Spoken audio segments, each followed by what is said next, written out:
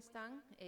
Vamos a comenzar con el simposio de Sanofi. Soy María Elena Bernal, Customer Engagement Lead para Sanofi en Perú, y tengo el agrado de presentarles hoy nuestro simposio que va a abordar sobre el tema de combinaciones y su rol en el tratamiento del paciente cardiometabólico. Hoy tengo el agrado de presentarles a dos profesores muy importantes nacionales. El primero, el doctor Félix Medina, presidente de la Sociedad Peruana de Hipertensión Arterial, con una maestría y doctorado en medicina de la Universidad Peruana Cayetano Heredia y cardiólogo clínico de la Clínica Delgado AUNA. Asimismo, también tengo el agrado de presentar al doctor Miguel Pinto, presidente de la Asociación de Diabetes del Perú, editor asociado de la revista Diabetes Research and Clinical Practice. Adicionalmente es miembro de el Diabetes y Cardiovascular ESD Study Group. Así que sin más, los dejo con el doctor Félix Medina como primer expositor. Gracias.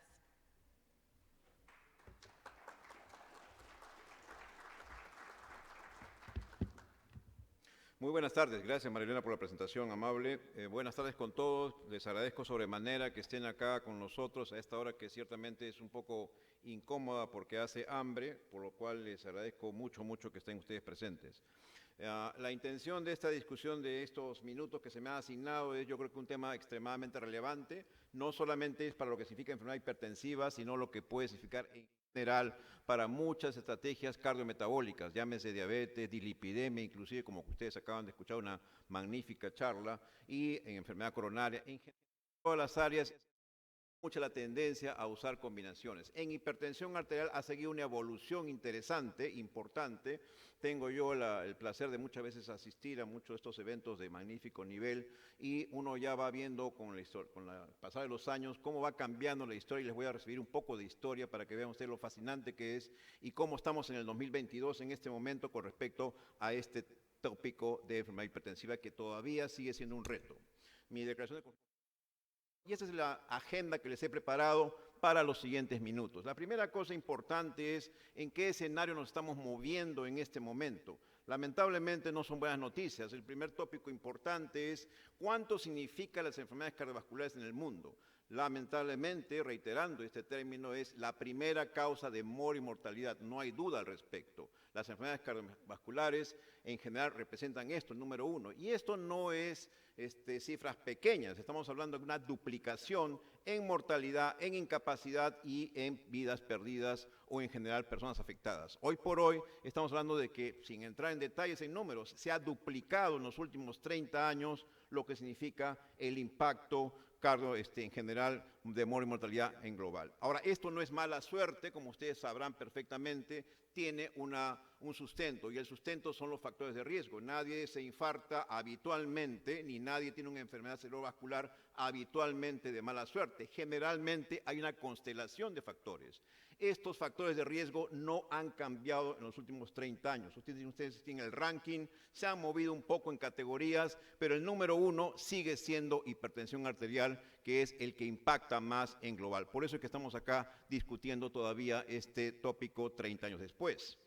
De la misma manera se ha actualizado un poco en población latina. Esto se publicó en agosto de este año, donde se escogieron algunos países latinos y se preguntó de qué nos morimos los latinos. Y en general, mortalidad por enfermedad cardiovascular se refleja en nuevamente los factores de riesgo tradicionales, clásicos. Hipertensión lidera en latinos y evidentemente en mortalidad en global también lidera hipertensión arterial. Entonces estamos hablando de impacto a nivel global e impacto a nivel latinoamericano en general, dada la última revisión que tenemos al respecto. Entonces estamos hablando de una cosa extremadamente impactante. Prevalencia y cómo va nuestra tarea, qué tan bien estamos haciendo las cosas. Nuevamente, malas noticias, no lo estamos haciendo nada bien. 30 años de evolución de la enfermedad hipertensiva significa 1.500 millones de hipertensos en el mundo, lo que da una prevalencia nada movible de 30% en el mundo. 1 de cada 3 en el mundo es hipertenso, sea mujer u hombre, más o menos por ahí está la cosa. ¿Cuál es la tasa de control mundial reconocida? Habrán países que tendrán un poco más de éxito, pero en global la generalidad es que es 20%. 1 de cada 5 de estos hipertensos está controlado en el mundo.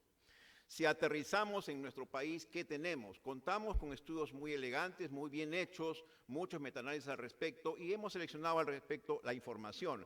Digerida esta información en nuestro país es 22%, 1 de cada 5 peruanos es hipertenso. Pero la tasa de control referida en este momento, yo sé que ustedes en su práctica tendrán unas tasas de control sobresalientes, pero la global reconocida es escasamente 5%, que va del 1 hasta el 10%. Y lo peor de todo es la adherencia. La adherencia es todo un reto, no solamente en nosotros, sino en todo el mundo, tener la medicación constante, recibirla constantemente y a pesar que tengan un seguro de por medio, es muy pobre, casi 10% en general.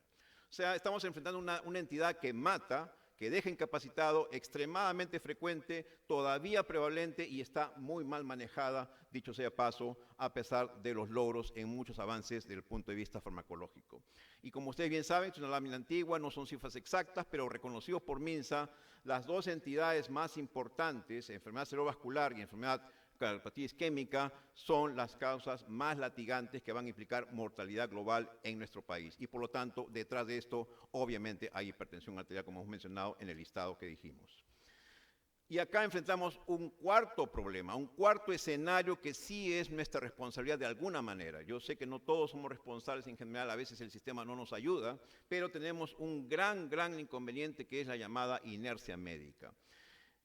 Países con extremadamente altísimos ingresos, países como el doctor Pinto que le encantan mucho, los nórdicos, sus tasas de control tampoco son espectaculares. Sus tasas de control reconocidas en este momento es 50, te doy 60% si quieres en general. Es una tasa bastante baja de lo que significa tasa de control en los países, cifras actuales, de los países de máximo ingreso, los que no tendrían problemas para tener acceso a la medicación. Pero lo más digamos, dramático es, ¿y cómo va su tasa de control global? Ustedes ven acá el registro que les muestro, es el registro europeo más importante. Son varias ediciones. Desde el año 1995 los europeos hacen sus registros en forma muy secuencial. Y la actual del 2019 arroja esto. Dice que sus metas de los europeos al máximo que llegan es 50% en global. O sea, 1 de cada 2 europeos está controlado, o sea que tampoco les va muy bien. Pero lo más dramático no es eso, sino cuando se ve por qué no controlo enfermedad hipertensiva. ¿Cuál es la razón fundamental? Uno puede decir porque no tengo plata, no tengo médico a la mano, no tengo un sistema de salud. No es cierto eso no es tan cierto. Cuando uno pregunta por qué, y eso se ha evaluado, la causa número 1 es sencillamente la no adherencia. Y eso está evaluado en esta serie gigantesca, 13.000 pacientes hipertensos, seguidos a largo plazo, y para ver cuál es la causa fundamental, por qué no controlas. Y cuando se evalúa es el 80% de los casos es porque no me adhiero a la medicación. No la recibo, la dejo de tomar, tomo mientras que me asusto, 6 meses y al año ya la estoy dejando propiamente. Y lo otro, importante y todavía más catastrófico, y se les ha preguntado el profesor Mansi, que hace muy poco estuvo en nuestro medio de manera virtual, se les pregunta y no tiene una respuesta clara de por qué hacen esto los europeos. Ustedes saben que la Comunidad Europea es extraordinaria en hacer guías. Mansi es un líder, es una leyenda en hipertensión arterial y realmente hace las guías y publica todo lo que puede significar las conductas a tomar. Entonces la pregunta de oro es, ¿cómo les va a la comunidad médica europea con respecto a estas guías? ¿Le hacen caso o no le hacen caso? La respuesta catastrófica es que no le hacen caso. El 60% de los pacientes europeos reciben monoterapia, o sea, un miserable fármaco para manejar hipertensión arterial, cuando sabemos claramente, como se lo voy a demostrar ahora, que eso es imposible de manejar un hipertenso generalmente en global. Siempre hay excepciones, pero el grueso de hipertensos no va a ser posible controlarlo con un solo fármaco. La Comunidad Europea sigue insistiendo en esa terapia. ¿Por qué? Por inercia médica. Entonces, ese es el escenario que yo quería pintarles en este momento para que vean que tenemos una tarea vigente. No es que uno habla reiterativamente de hipertensión todo el tiempo, sino que sigue siendo un lastre. El número 1 en matar, el número 1 en incapacitar a la gente y el número 1 en ser lamentablemente muy mal controlado. Y no necesariamente es porque no hay recursos. El segundo punto importante que yo quiero desarrollar con ustedes muy rápidamente en 4 tópicos específicos es si esto de controlar hipertensión es un reto o no. El punto en general, las exigencias. ¿Cómo van las exigencias? Seamos simples. Si ustedes quieren controlar un hipertenso, bájenle los números. Si no les gusta un medicamento y les gusta otro, bueno, úsenlo, pero usen medicamentos adecuados y logren números. El lograr números reduce eventos. Es la única fórmula mágica. Aquí no hay efectos pleiotrópicos ni nada de sofisticada. Bajen números y bajarán eventos. Si no bajan números, no van a bajar eventos en su paciente hipertenso. De manera tal de que inclusive esto se ha extrapolado. Este es el sustento por qué los americanos han cambiado su clasificación. Hace muy poco se publicó una serie gigantesca en gente con niveles de presión entre 130 y 139 de sistólica, en que yo le bajé los números, no siendo hipertenso del punto de vista europeo, pero si yo le bajaba esos números, lograba reducir eventos. Por eso es que los americanos se entusiasmaron en decir, no, yo le voy a cambiar de umbral y voy a decir que el hipertenso ya es con 130. Lo importante es que sigue siendo el mismo drama, bajar los números en forma efectiva. Y esto es como que se lidera como digamos que la señal. La señal es lograr metas. Las metas son importantísimas. Primera meta obvia, logren que su hipertenso reduzca a menos de 140 y menos de 90 de diastólica en general en consultorios. No le estoy hablando de métodos sofisticados, en el consultorio que ustedes desarrollan todos los días. Eso es lo que hay que hacer. Si su paciente tolera, si su paciente no es un adulto mayor frágil y puede tolerar reducir más, anímense y bájenle a 130-80 y con eso ya habrán logrado una tarea magnífica desde el punto de vista de protección vascular. Por lo tanto, las metas están puestas y hay que continuarlas.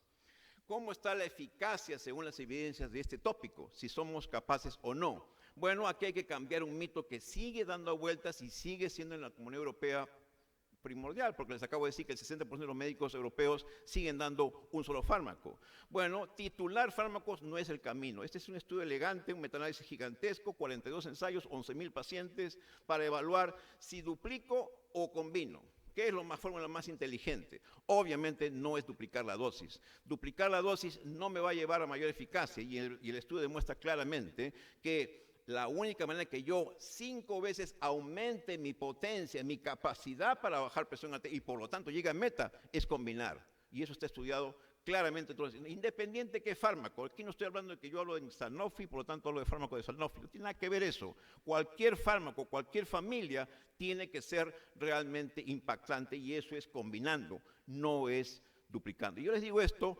trabajando en un hospital de Minsa, todavía vemos recetas que los médicos insisten en estar aumentando la dosis, a ver cómo te va con un poquito más de dosis. Eso no es el camino en general. Recuerden mucho de que bajar la presión arterial sistólica con un fármaco, con dosis convencional, van a bajar 9 puntos, que es lo que yo señalo en la lámina en la parte superior, que ustedes lo pueden ver. Si yo duplico la dosis, iluso va a ser pensar que yo voy a duplicar el efecto. Lo único que voy a lograr es 10 puntos, o sea, le bajo un punto más, no le voy a bajar más. Mismo fenómeno con diastólica, no es camino estar duplicando dosis. Adherencia y desenlaces, no es una moda. El tener adherencia es sobremanera importante porque va de la mano con desenlaces. Efectivamente, ya se probó. Hace mucho tiempo sabemos que mientras más fármacos tomemos, la tasa de adherencia cae estrepitosamente. Eso se sabe claramente. Pero ¿cuál es la repercusión de esto? No solamente que no toma el medicamento, sino que sencillamente se muere el paciente. Y ustedes lo pueden evaluar acá. Mortalidad por toda causa y mortalidad cardiovascular. El pobre adherente se muere sencillamente. No es solamente que no controle, sino que tiene implicancia de mora y mortalidad claramente demostrado, como se ve en esta serie del 2020. Y una serie importante en nivel de cerebrovascular, igualmente impactante, tanto así que inclusive se ha sacado una proporción. Si yo optimizo mi tasa de adherencia en un 20%, de seguro bajo casi un 10% mi tasa de stroke. O sea, está claramente establecido, a mayor adherencia, más impacto en eventos cerebrovasculares. Es importantísimo que mi paciente tome la medicación y no es que no tenga dinero o que el sistema de salud no le pueda dar, porque estos estudios se han hechos en situaciones en que sí les dan el medicamento, sí se le asegura. Entonces hay que tener una tarea muy importante. La serie más impresionante que les traigo acá es esta, publicada hace muy pocos meses. Lo dramático de esto es que son hipertensos jóvenes. Ténganle mucho cuidado al hipertenso joven. Uno dice, es joven, aguanta, no pasa nada con ese hipertenso joven, como acá mi colega el otro Pinto, no le va a pasar nada. Falso completamente. Los hipertensos jóvenes son los que más van a tener impacto y los que se van a morir. Esta es una serie de 120,000 pacientes, todos hipertensos jóvenes, en donde ustedes ven acá qué pasa si no se adhiere el joven, porque al joven no le gusta tomar medicamentos, deja el medicamento. Y hay 2 curvas claramente demostradas con un seguimiento de largo plazo. Dos curvas, el no adherente más eventos cardiovasculares, el poco adherente más eventos cardiovasculares, que incluye muerte, incluye infarto, incluye stroke. Significa 60% de hazard rate, 60% más de tasa de mortalidad. Ese es seriamente. Y ustedes ven acá los tópicos de qué se mueren: stroke, infarto, insuficiencia cardíaca, etc. El hipertenso joven debe ser enfrentado muy intensamente porque es un sujeto que va a tener muchos problemas, y más aún el problema de la herencia. Y finalmente, la medición de presión arterial no es tan sencillo como uno puede parecer. Hay un viejo dicho ahí que dice que no hay que dejar a los médicos que tomen la presión arterial mejor, no es un juego de niños esto, es una cosa muy seria. Y efectivamente, si uno no respeta las reglas de tomar presión, y si uno no mide el aparato que tiene, ¿cómo se va a guiar? Los instrumentos validados para tomar presión arterial, el 10% solamente están validados. El resto no sirven para nada. Son de oferta, de regalo que les dan a ustedes por cualquier compra que hacen. Esos tensiómetros no sirven para nada, y el problema serio es que no van a tener un diagnóstico y no van a tener un seguimiento. Y cuidado con lo que significan los criterios. Tenemos un serio problema en el mundo, una escuela europea que nos dice estos son los números y una escuela americana que nos dice estos son los números. Es un gran problema decidirse por cuáles números voy a tener para que ver con la decisión de qué clasificación voy a tomar. Y finalmente, la tarea es más ardua todavía, porque los hipertensos son varios fenotipos. No es solamente el que tiene presión alta en el consultorio, hay muchos más hipertensos. No tengo tiempo para desarrollar este tópico, pero créanme que es todo un desafío. Hay muchos fenotipos de hipertensos que también implican mortalidad en global. El tercer tópico que quiero desarrollar con ustedes muy rápidamente es la evolución de los fármacos en general antihipertensivos. Y ustedes ven acá una lámina histórica donde en el año 77 del siglo pasado, estamos hablando pues de hace bastantes décadas, fueron los diuréticos a alta dosis. Las guías claramente decían que ese era el camino y a eso teníamos que apuntar. Y así fue. La evolución histórica de todas las terapias de diabetes está puesta en esta lámina, muy resumida y muy apretada. ¿Cómo ha ido evolutivamente desde insistir que sea terapia de alta dosis, monoterapia, en los años 77? Ya no vivamos el año 1977, eso ya no es cierto. Esto ha evolucionado desde hace mucho tiempo, se sabe que eso no es el camino. De manera tal que ya trasladándonos, saltando, como ustedes ven acá, 50 años después, la guía europea propugna, que ya lo decían los canadienses también, dicho sea de paso, el hecho de enfrentar al paciente hipertenso precozmente con terapia combinada. Y agregan un detalle más: la lámina, como ustedes ven acá, simboliza una figurita que está acá, que es al lado derecho de ustedes, que significa en una sola píldora, dando el mensaje que no solamente es tomar los medicamentos del saque de primera entrada, sino que deben estar combinados en una combinación fija, en una sola pastillita, tener esos dos fármacos. ¿Por qué? Porque eso optimiza la adherencia tremendamente y eso va a significar menos mortalidad, mejor tasa de control. Y rápidamente, si no lo logro, en 2 semanas, máximo 4 semanas, inmediatamente irme a la triple. Y existe medicación en terapia única, píldora única, con 3 fármacos.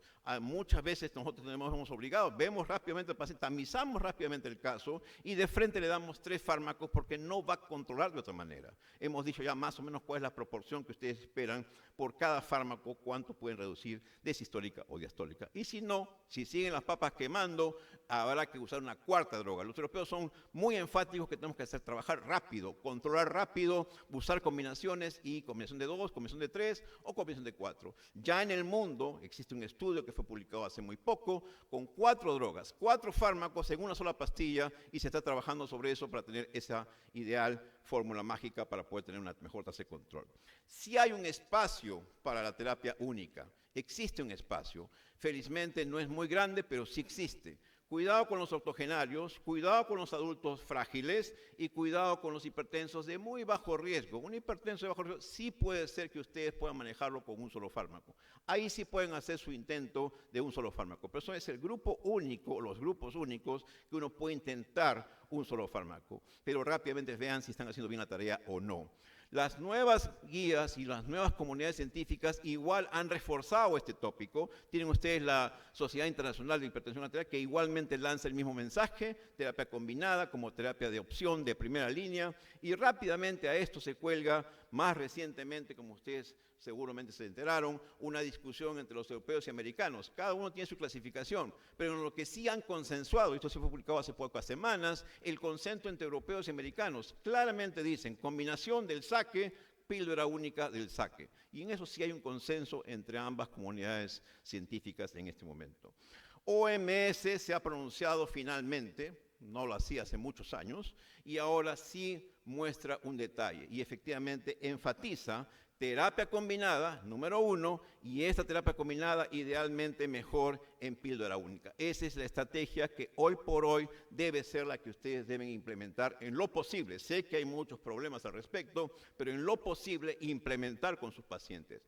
En una sola píldora, tener 2 o 3 fármacos y controlar la presión. Combinación, esa es la regla habitualmente en sus pacientes. La evidencia de que esto es cierto es múltiple. La tasa de control inobjetablemente es mejor. Ustedes tienen acá una serie importantísima, series observacionales, como ustedes ven a la derecha de ustedes, y series randomizadas controladas. En ambos grupos de estudios dicen una verdad universal. La tasa de control será indudablemente mejor. Es obvio que es mejor, pero no titulando, sino combinando, como ustedes ven acá. Al 2021 hay esa sólida evidencia. ¿La adherencia se optimiza o no se optimiza? Claro que se optimiza. Está reportado, como ustedes ven acá, que esto se mejora sustancialmente. Esto ha aparecido también relativamente poco, donde se ve claramente que ustedes ven acá como miles de pacientes evaluados y uno logra esta adherencia optimizarla. Pero no solamente se trata de optimizar y mejorar la tasa de control, sino que la medicación sea llevada al paciente mismo. Y finalmente, otro tema interesante, la evidencia de que si esta combinación, yo puedo tener la opción de combinar, ustedes pueden estar convencidos de que hay que combinar, pero alguien puede decir, no, yo combino libre, a mí no me gusta combinar en fijo, no quiero una sola píldora, quiero en pastillas diferentes. ¿Hay diferencia o no hay diferencia entre estas dos? Sí está estudiado, al 2021 se publicó esto, combinación fija versus combinación libre. La combinación fija implicó mayor adherencia, mayor persistencia y evidentemente mayores reducciones de presión arterial. Y si alguien es exigente, como que yo creo que ustedes deben ser exigentes, y miran, a mí no me interesa eso, yo creo que el paciente no se me muera. Bueno, también hay evidencia, también te doy evidencia sobre eso. Al 2010 ya se veía esa evidencia. Ustedes ven acá, combinación fija, reducción de eventos. Este es un estudio de Lombardía hecho por el grupo de Mancia, donde combinación fija, no libre, combinación en una sola pastilla, había reducción impresionante de eventos cardiovasculares.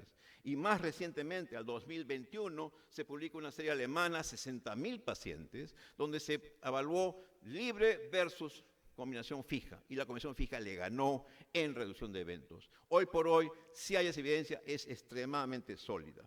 La combinación de elección que ustedes puedan querer, bueno, la idea aquí es actuar desde el punto de vista fisiopatológico. Hoy por hoy se defiende que hay muchas familias de primera elección, que ustedes las conocen muy bien. Algunas combinaciones son mejores que otras, obviamente, porque tienen mejor interacción, mejor capacidad. Hay otras que son menos simpáticas, hay otras menos simpáticas y hay una antipática por donde ustedes lo miren, como es bloquear el sistema renina-angiotensina por las dos vías. Llámese un BRAT o un YECA. No usen esa combinación. Y se los digo enfáticamente, a pesar que es un congreso de altísimo nivel, porque todavía en MINSA estamos observando, yo lo puedo decir, porque lo vemos en las recetas, población médica que sigue prescribiendo los dos agentes, los dos bloqueantes, lo cual es un crimen perfecto. No van a lograr nada con esos pacientes, lo único que van a hacer es los colaterales. No se debe usar esa combinación. Lo importante es, tienen ustedes el mensaje de combinación, píldora única, terapia inicial combinada. Y esto implica bloqueen el RAS. Bloqueen el RAS con un YECA o un ARA2 y combínenlo con un calcitotonista o un diurético. Es la primera cosa que deben hacer y con eso van a tener bastante tasa de control en su grupo de sus pacientes. Debe funcionar en el grueso de pacientes. Y puede haber un grupo todavía un poco rebelde, 20-30% probablemente, que van a requerir ustedes una tercera droga o una cuarta droga. Pero lo importante es el primer impacto, el primer golpe. El primer golpe es combinación por lo menos de 2 drogas idealmente fija. En la discusión y la pelea, no sé cómo estamos en tiempo, la discusión y la pelea entre los moduladores del RAS. La pelea, ¿quién me gusta más, un YECA o un BRAT? Bueno, ¿para qué vamos a discutir? Veamos las evidencias. Cuando uno mira desenlaces, sí hubo un estudio hace mucho tiempo publicado compitiendo un BRAT contra un YECA desde el punto de vista de eventos. Empataron, no hubo mayor diferencia. Y cuando yo voy a buscar, digamos que evidencia entre si uno es mejor que el otro en bajar desenlaces en hipertensos, en hipertensos. Este es un autor muy conocido, muy cáustico, pero hace buenos estudios y hace buenas revisiones sistemáticas junto con Bangalore. Y lo que se evalúa es eso, desenlaces. ¿Hay alguna diferencia? No hay diferencia en hipertensión arterial. Estoy hablando de desenlaces. Yo no estoy hablando de cuentos de pleiotrópicos, ni estoy hablando de adherencia de leucocitos, ni estoy hablando de endotelio. Yo estoy hablando de desenlaces, que te mueras o que no te mueras, que te infartes o no te infartes, que te dé un stroke o no te dé un stroke. No hay diferencia hoy por hoy entre ambas familias. Y ciertamente sí se rescata una cosa interesante. Lo que ustedes ven acá, una serie recientemente publicada en pacientes hipertensos con infartos, incluyendo insuficiencia cardíaca, tampoco hay diferencia, pero vean ustedes la columna en verde, y la columna en verde simboliza efectos adversos. Sí es cierto, no tenemos que negarlo.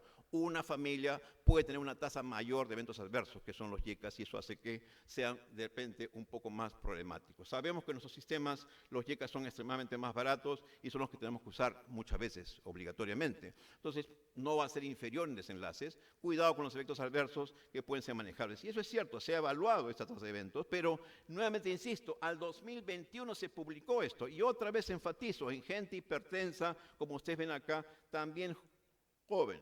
Infartos, stroke, desenlaces, tampoco hubo diferencia importante al respecto en general, pero sí en efectos colaterales. Socio agregado a este RAS. Bueno, ustedes pueden usar, si quieren, pues un calcio agonista, un diurético. Pero si su paciente es diabético o propenso a diabético o síndrome metabólico, no le empleen un diurético de primera instancia, pues porque van a empujar a que sea diabetes de novo. Ya se sabe que hay fármacos que empujan más a diabetes de novo, por lo tanto usaré algo que sea neutro o que no me da diabetes de novo. De la misma manera, incidencia de esto de diabetes sí se ha visto, y si hay un estudio muy antiguo, relativamente antiguo, pero muy antiguo, interesante, donde mostró que la combinación de este RAS con un calcio antagonista fue mejor que este RAS con un diurético. Eso sí existe esa evidencia desde el punto de vista de desenlaces. O sea, probablemente me inclinaría más a un calcio antagonista de primera instancia y después, probablemente al final, como dicen claramente los expertos, ¿para qué te peleas si igual vas a necesitar los tres de repente en muchos de tus pacientes en general? Y eso es cierto.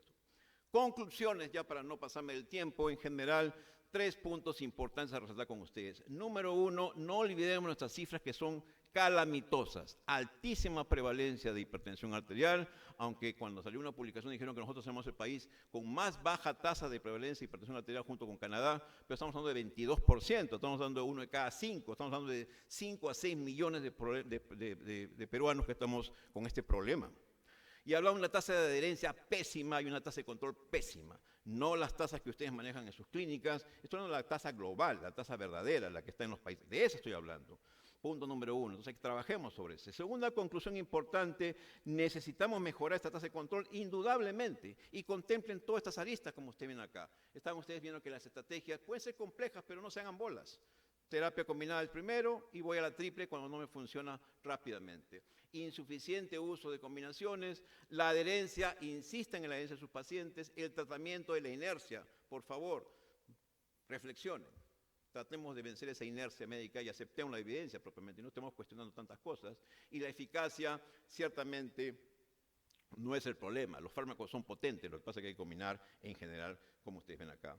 Y mi tercer capítulo propiamente es ¿por qué la píldora única? ¿Por qué defendemos en general esta píldora única? Y estoy hablando de por lo menos las dos primeras, con 2 agentes. Y si es con 3, bestial, 3 se tendrá que usar. Número 1, obviamente esto va a mejorar la eficacia y vamos a lograr metas. Sin lugar a dudas, van a tener mejor eficacia y mejores metas. Y eso va de la mano con menos eventos. Sin lugar a dudas, la velocidad y lograr la meta va a ser mucho más rápido, obviamente. Vamos a superar la inercia terapéutica, porque si no me gusta un fármaco, usa una combinación y usa una píldora única y se acabó tu inercia, propiamente. Y finalmente, para reducir la variabilidad, la presión es extremadamente variable, pero yo con esta píldora única se ha demostrado que yo puedo atenuar esa variabilidad. Un ejemplo muy sencillo lo tienen ustedes en este estudio interesante. Vean ustedes que acá es un estudio de hipertensos. En un caso arranqué con un calcio antagonista, amlodipino, y quise optimizar y no lo logré, evidentemente. Entonces, ¿qué hice? Combiné, y combiné con este caso con irbesartán. Y obviamente vean ustedes lo que pasó cuando yo comienzo a combinar. Duplico mi tasa de éxito propiamente. Y cuando ustedes ven acá, 10 semanas después, rápidamente logro esto. Ahora veamos, dicen, no, eso fue porque el calcio ahorita fue el malo. Se hizo el otro estudio. Arranco ahora con un ARA2, un solo ARA2, y a ver si le controlo la presión arterial. No lo logré, le combino y duplico la tasa de control. rápidamente, y eso lo logra en 10 semanas, 6 semanas y 10 semanas posteriormente. ¿Qué es lo que estoy tratando de dar como mensaje? No es el camino titular o aumentar más la dosis, porque alguien hubiera dicho, no, le aumento el amlodipino de 5 a 10, no, le aumento el irbesartán de 150 a 300. Absurdo, vas a lograr un punto más y no lo vas a controlar. Combina y no hagas más líos y no expongan al paciente a que tenga un stroke. Muchas gracias por su atención.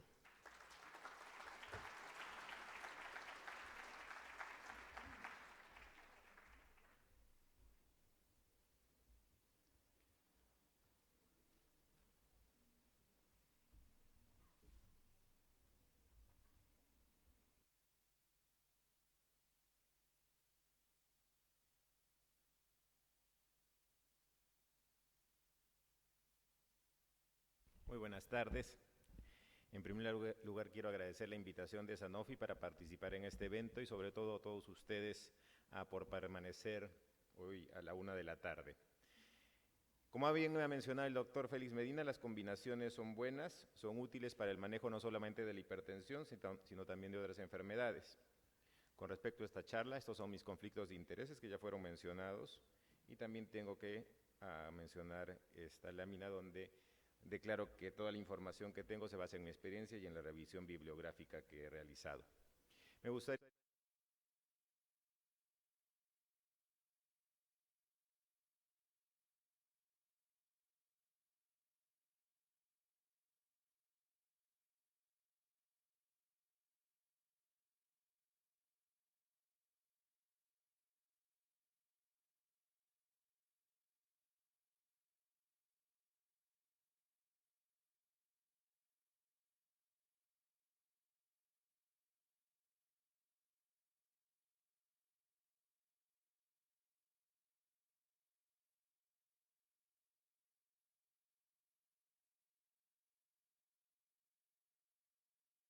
ya con una combinación de tratamientos, la clásica metformina combinada con una sulfoniluria, una estatina y en este caso la gabapentina para controlar sus síntomas de neuropatía periférica.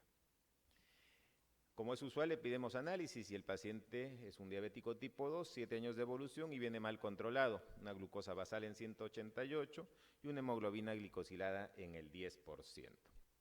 De 10%, un perfil de lípidos y una microalbuminuria negativa. Entonces, ¿qué es lo que usualmente hacemos? ¿Qué es lo que recomiendan las guías? Lo mandamos a educación, lo mandamos a la nutricionista, al laboratorio de alimentos y hacemos algunos cambios sobre todo en el nivel de los medicamentos. Usualmente suspendemos la sulfoniluria porque ya estamos pensando en brindarle una insulina basal, en este caso la insulina glargina, y es lo que se le indicó, 30 unidades antes de acostarse y continuamos con el tratamiento. El paciente regresa a las 4 o 6 semanas y viene con una glicosilada en 9.7%, todavía mal controlado. Ese día se toma una glucosa basal y está en 202, ha ganado peso, felizmente no ha hecho hipoglicemias y nos damos cuenta de que ya está recibiendo, porque ha ido titulando en casa, 50 unidades de insulina glargina, lo que hace 0.6 unidades por kilogramo por día. Entonces, las alarmas se tienen que prender. Este paciente está recibiendo una buena terapia, sin embargo no controla y el riesgo de hipoglicemias y de ganancia de peso se está presentando. Un poco de historia.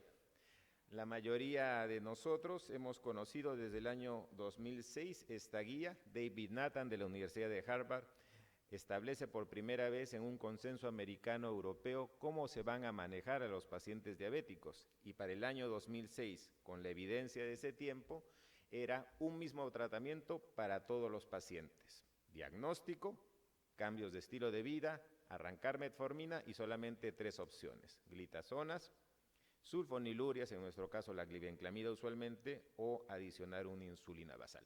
Todos los pacientes seguían el mismo camino.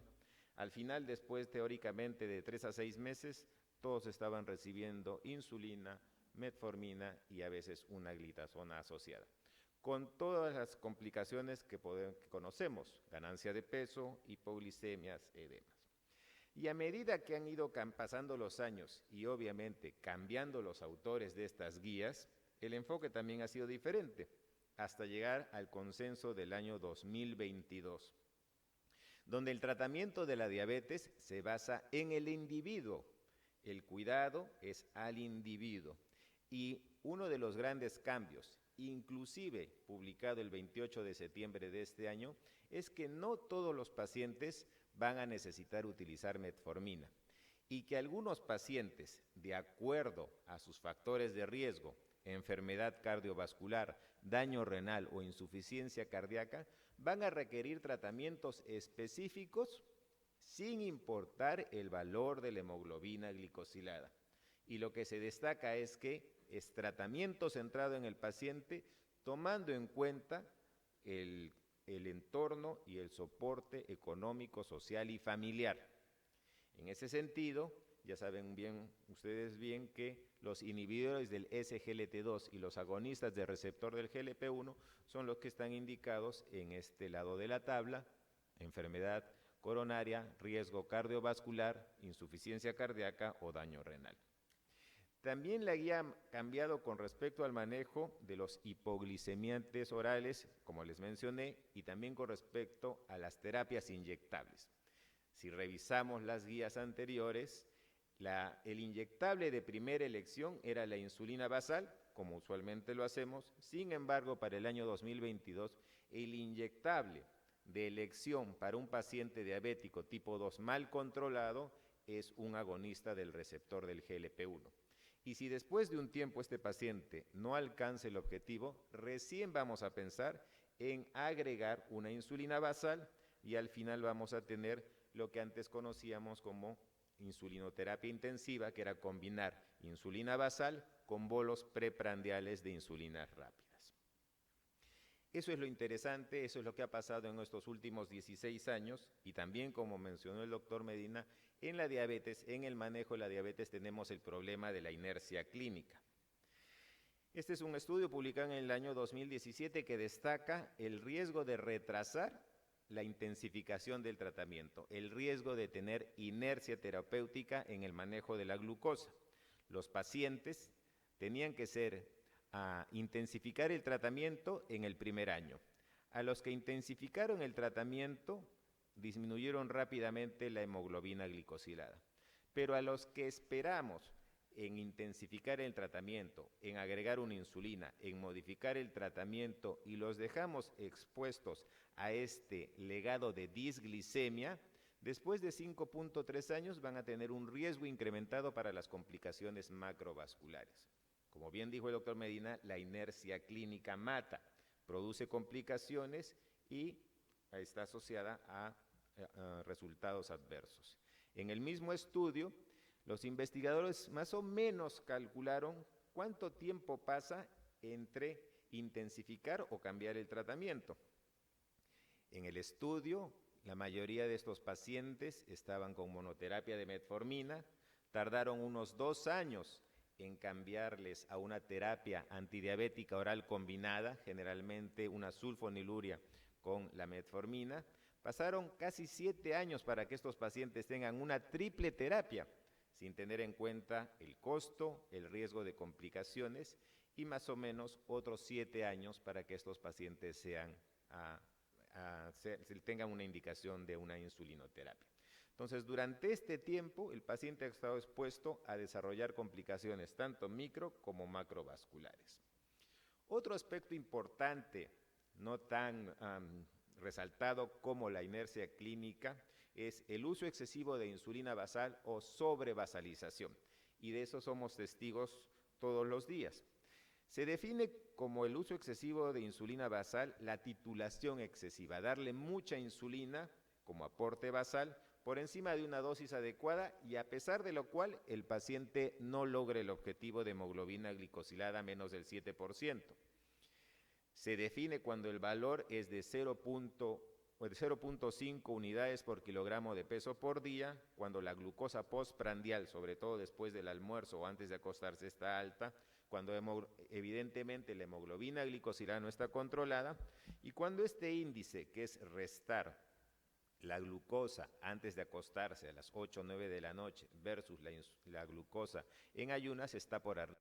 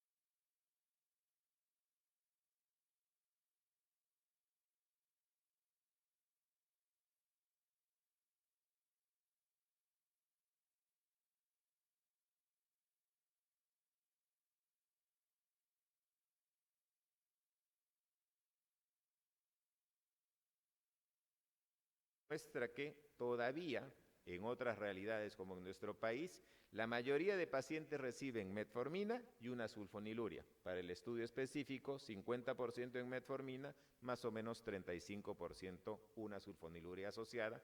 Y estos pacientes fueron randomizados a recibir la combinación fija o a recibir la insulina glargina.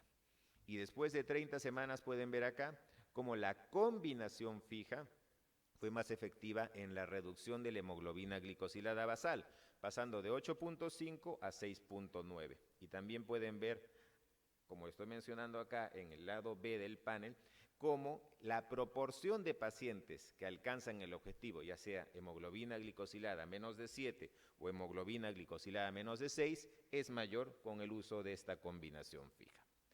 Otro estudio interesante en el programa de desarrollo de la combinación fija de glargina con lixisenatide es el estudio Lixilan-L, donde comparan la combinación fija versus lo que es lo que combina con la insulina glargina, donde quiero destacar lo que es el peso.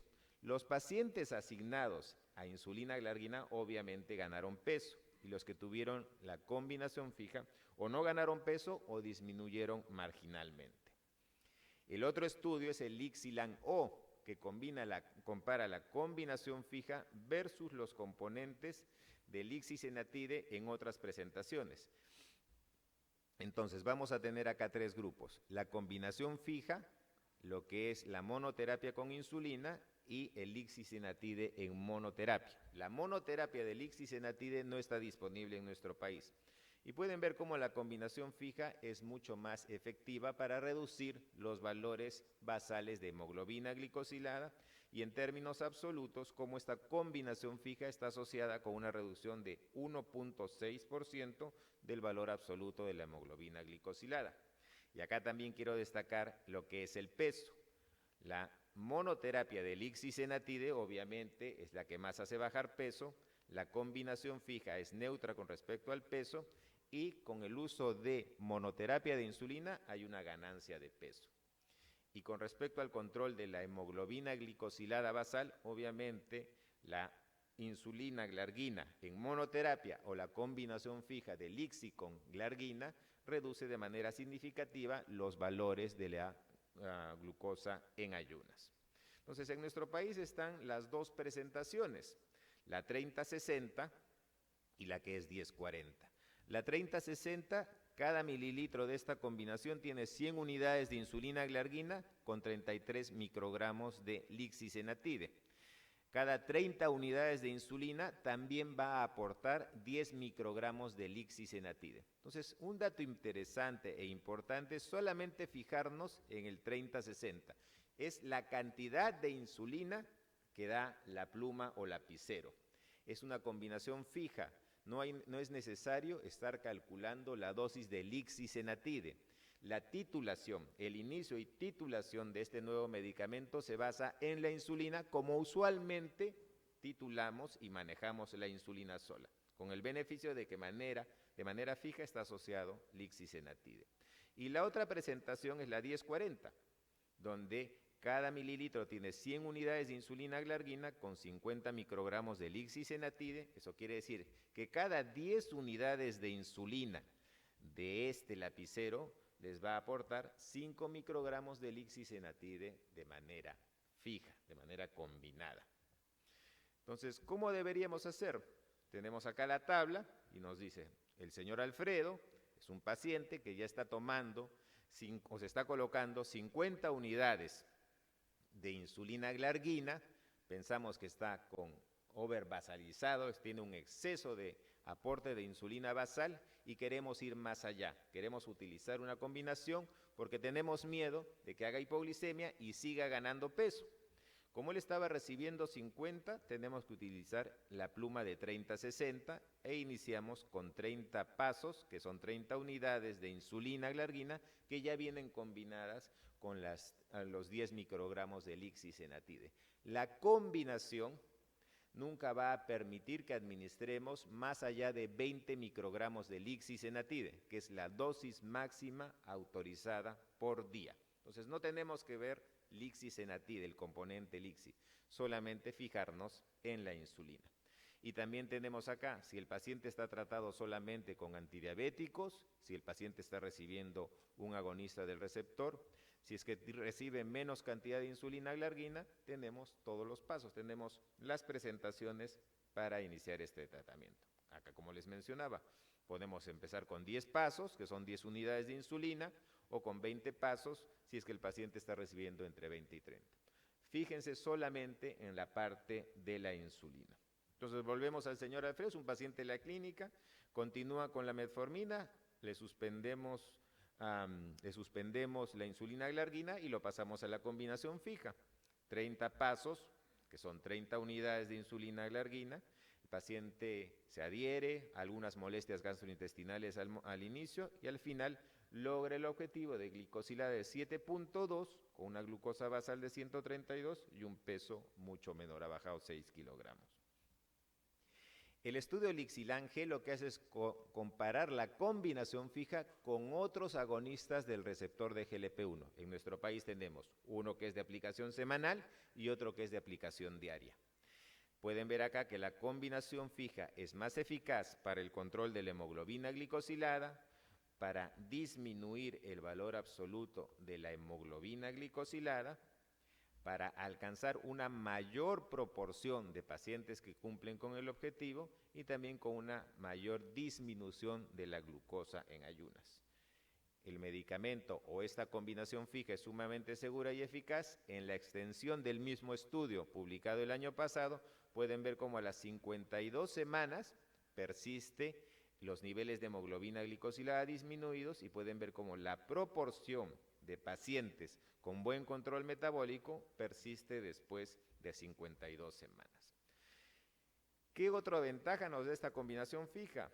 Lo que hace este estudio es comparar en qué momento alcanzamos que nuestro paciente tenga un primer valor de hemoglobina glicosilada menos del 7% y lo compara con los estudios GetGold-Duo, que son los que utilizan solamente Lixi-Senatide en monoterapia. Entonces pueden ver que el Lixilan-O versus el GetGold-Duo 1, que es Lixi versus glargina, no hay diferencia.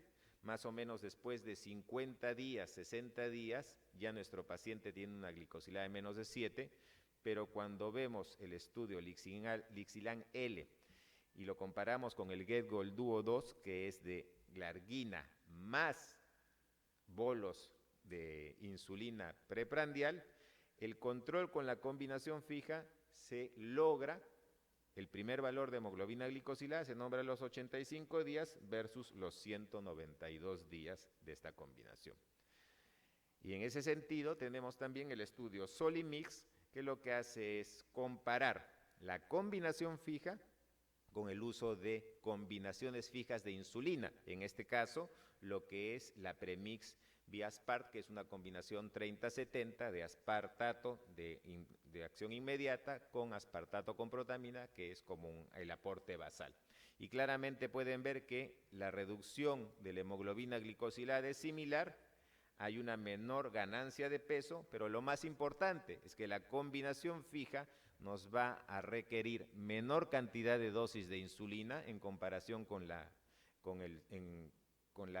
insulina premezclada y menor riesgo de hipoglicemias.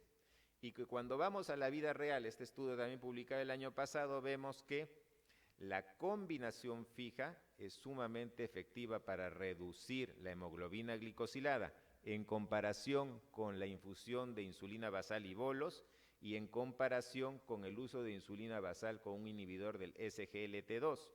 Pero pueden ver que la combinación fija de Lixi con glargina requiere menor cantidad de insulina por día y obviamente requiere menos aplicaciones o menos incones por día. 1 versus 4 del basal bolo que se utilizó en la comparación y es tan efectiva como la combinación de insulina basal con un inhibidor del SGLT2.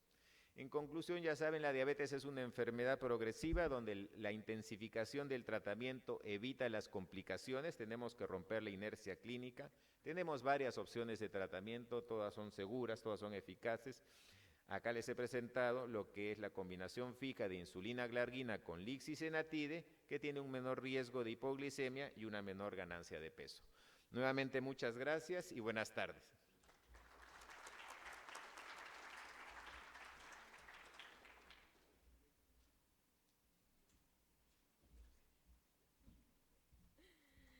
Bueno, muchas gracias al doctor Medina y al doctor Miguel Pinto por sus...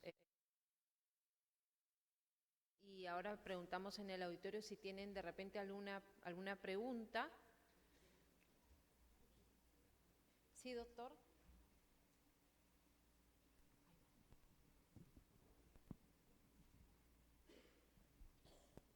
Felicitaciones a los ponentes, doctor Pinto, buenas tardes. Una pregunta, según su ponencia, la combinación que usted ha explicado muy bien, tendría solamente un efecto glucocéntrico y tendría un efecto netamente para bajar de peso, según la evidencia.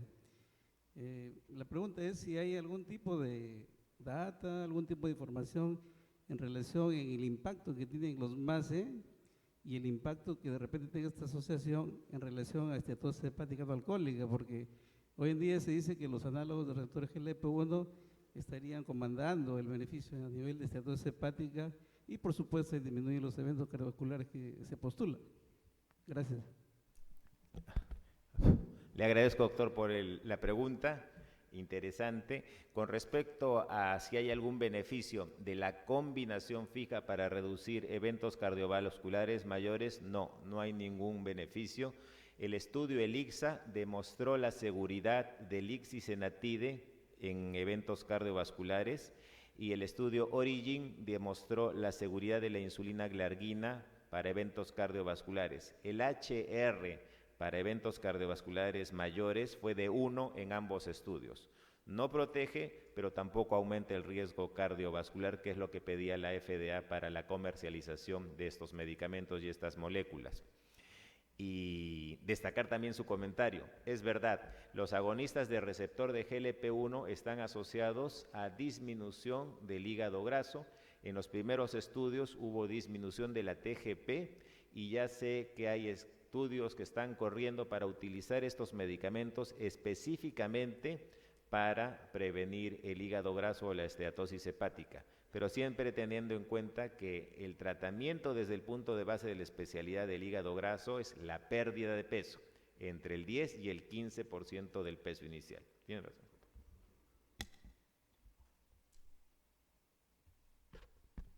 No sé si tuvieran alguna otra pregunta, doctores.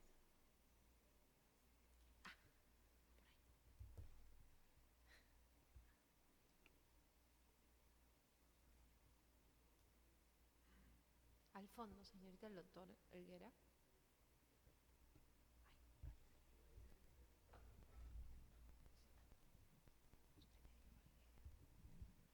Buenas tardes. Felicitarlos al doctor Medina y al doctor Pinto por sus excelentes disertaciones. Para el doctor Medina, ese estudio australiano que ha salido, que solamente ve el efecto de reducción de presión con terapia cuádruple, llama la atención que no incluyeron pironolactona. Entonces, nos estaríamos quitando el algoritmo normal, que era la cuarta droga era espironolactona, pensando en el hiperaldosteronismo, o estaríamos pensando en el concepto de la polipíldora. ¿Cuál sería el razonamiento? Bueno, usted no es el autor del estudio, pero ¿cuál sería su explicación? ¿Por qué no agregaron espironolactona y agregaron indapamida, por si no? Muchas gracias por la pregunta. En realidad es interesante. Hoy por hoy se está cambiando un poco los conceptos. Sabemos que desde el punto de vista de definición, uno habla de hipertensión refractaria o hipertensión resistente cuando ya está a partir de la tercera droga, o sea, la cuarta droga en general. Sin embargo, esto va variando mucho dada la necesidad del paciente. Si uno quiere ver desde el punto de vista estratégico como diurético, formalmente el diurético ideal para que uno combine ya como tercera opción. Les he hablado yo que un RAS va primero, le debo agregar un calcio antagonista de preferencia. Alguien puede decir, no, me voy por el camino del diurético, pero los diuréticos en general ideales para poder emplear en estas combinaciones es indapamida o clontalidona por su mejor potencia y su mejor perfil. Sin embargo, tiazidas históricamente sigue siendo todavía vigente, no quiere decir que tampoco sean malas. Ahora, espironolactona está quedando como una estrategia sumamente importante. De hecho, es una estrategia que va como cuarta droga, desde el punto de vista esquemático, si se quiere. Cuando yo tengo 3 drogas ya que incluye el diurético tipo tiazida o análogo de tiazida, y ya debo estar pensando en espironolactona como mi siguiente estrategia, indudablemente. Esa es la secuencia que se ve a la luz de las evidencias. ¿Quién defiende eso? Hay un estudio clásico que lo hizo, que es Pathway. Pathway fue un estudio justamente donde demostró cómo espironolactona fue bastante potente y bastante importante. Ahora bien, no solamente es espironolactona, sino todo lo que significa los bloqueantes de aldosterona, porque existe otro más competidor que también lo hace bien, acaso con un poquito mejor de tolerabilidad. Yo diría que es un arte, ciertamente, pero lo que no debemos perder la perspectiva es en combinar. Yo diría que la que no se va a mover por largos tiempo es bloquear el RAS, porque fisiopatológicamente así funciona la hipertensión arterial, de lo poco que sabemos.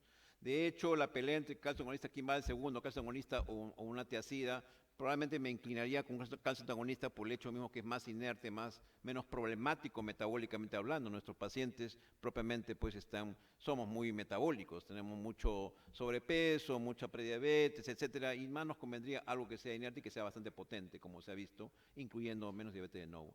Yo diría que va cambiando en la terapia de 4 drogas, que es el cuartet, que fue un estudio interesante, publicado, más que todo pretendía ver, y no eran hipertensos muy severos, dicho sea de paso, en ese estudio los hipertensos eran hipertensos, si se quieren poner un nombre, un grado 1 si se quieren. Sin embargo, salió 4 drogas, pero a dosis muy bajitas, un poco para demostrar cómo es el estilo de bajar, dosis bajas, pequeñas, pero combinadas son extremadamente potentes. Esto va a evolucionar todavía, es un solo estudio, no vamos a tirarnos abajo todas las guías con un solo estudio, de ninguna manera, no puede cambiar todo. Pero yo diría que tengamos en nuestra mente 2 fármacos del saque y de ahí pasamos a los siguientes. Bueno, muchas gracias al doctor Medina, al doctor Pinto nuevamente por sus excelentes ponencias, y solamente comentarles de parte de Sanofi, agradecerles por su asistencia a nuestro simposio, y si requieren mayor información pueden contactar a nuestros representantes médicos o a la dirección médica de Sanofi. Muchísimas gracias. Buenas tardes.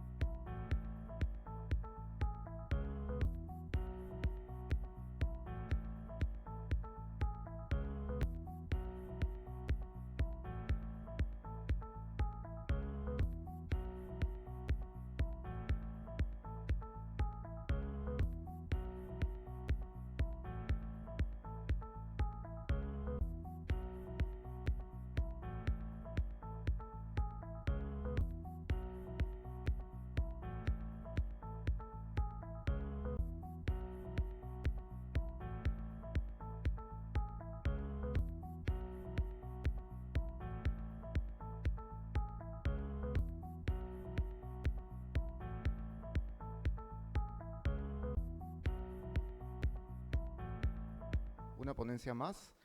Es un gusto estar otra vez reunidos presencialmente después de mucho tiempo que hemos estado en la pandemia. Este es un congreso híbrido que lo hace mucho más interesante porque al final vamos a poder tener preguntas del auditorio y también de las personas que nos están acompañando ahora. Han cambiado muchas cosas después de la pandemia, pero hay algunas que lamentablemente pues no han cambiado mucho, que es incluso han empeorado durante la pandemia, que es el uso irracional o el mal uso de los antibióticos, que inevitablemente nos llevan a la era de la resistencia bacteriana, para lo cual pues tenemos básicamente que seguir o regirnos de las guías y de la medicina basada en evidencia. Y justamente sobre ese tema, hoy tenemos el gusto y el privilegio de tener al doctor Leonel Martínez con una ponencia justamente sobre el tema del manejo de una patología bastante común, que son las situs bajas, basados en la evidencia y considerando la era de la resistencia bacteriana. El doctor es un gran infectólogo, jefe del servicio de infectología del Hospital Loaiza y docente de algunas universidades. Entonces lo recibimos con un aplauso y muchas gracias, doctor, por su presentación.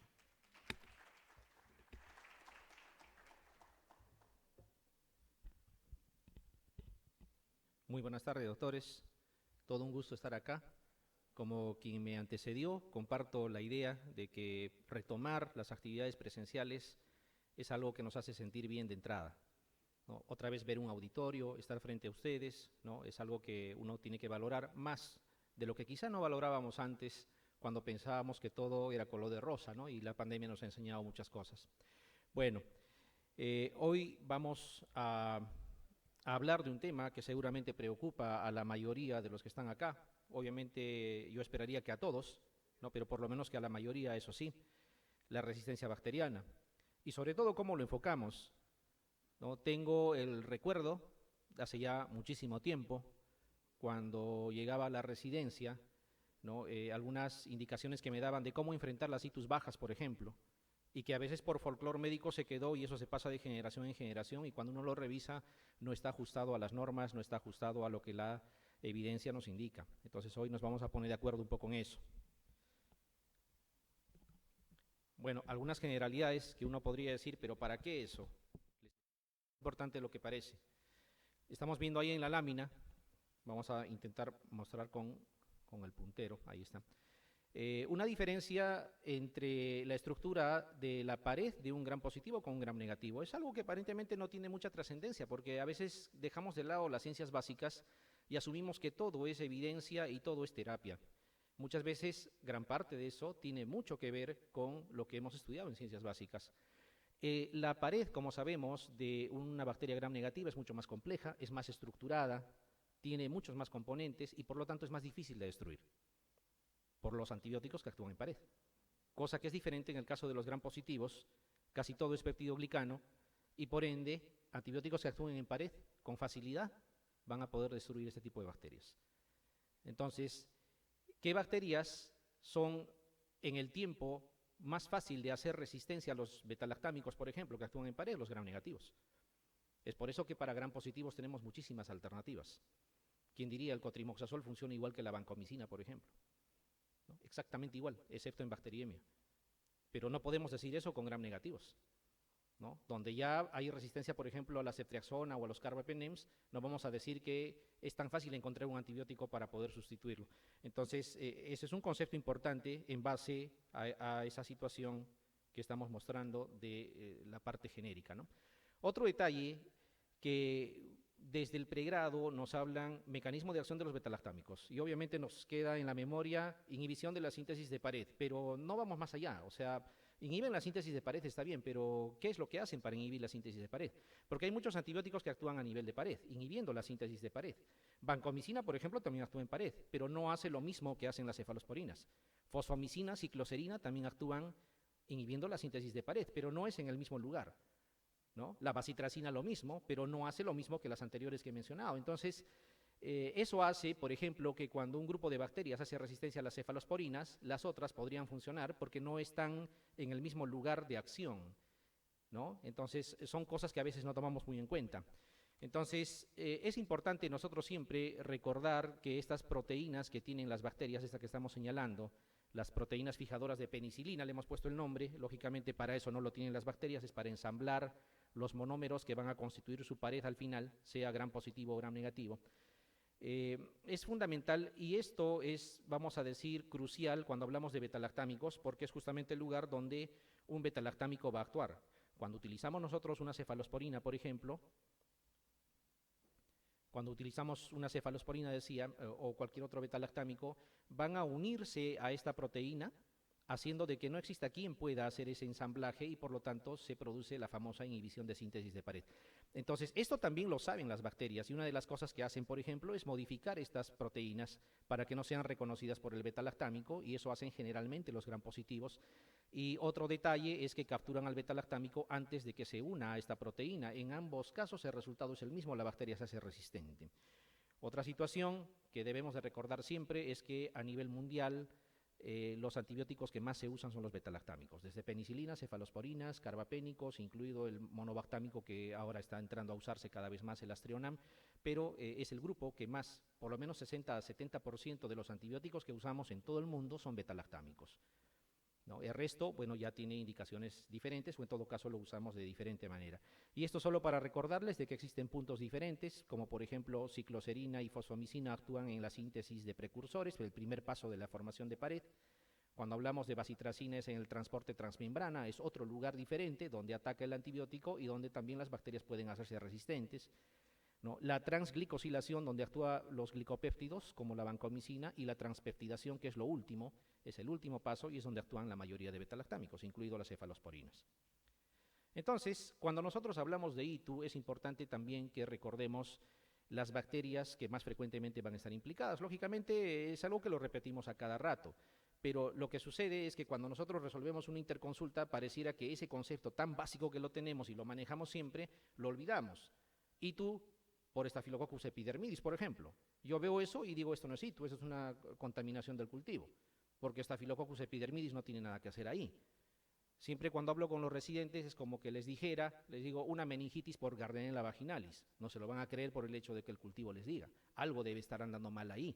Entonces hay que recordar que de esas bacterias obviamente son los gram negativos los que con más frecuencia lo van a producir y dentro de ese grupo de gram negativos las enterobacterias, ¿no? Encabezadas por E. coli, Klebsiella en segundo lugar y Proteus un poco más alejado. Las otras bacterias deberían de ser menos frecuentes, independientemente del tipo del escenario. Lógicamente hay grupos de pacientes donde prevalecen más algún tipo de bacteria sobre otra, por ejemplo, en el caso de los diabéticos mal controlados, vamos a esperar que Pseudomonas esté de una manera más importante presente, pero no ocupa el primer lugar tampoco, sigue siendo E. coli.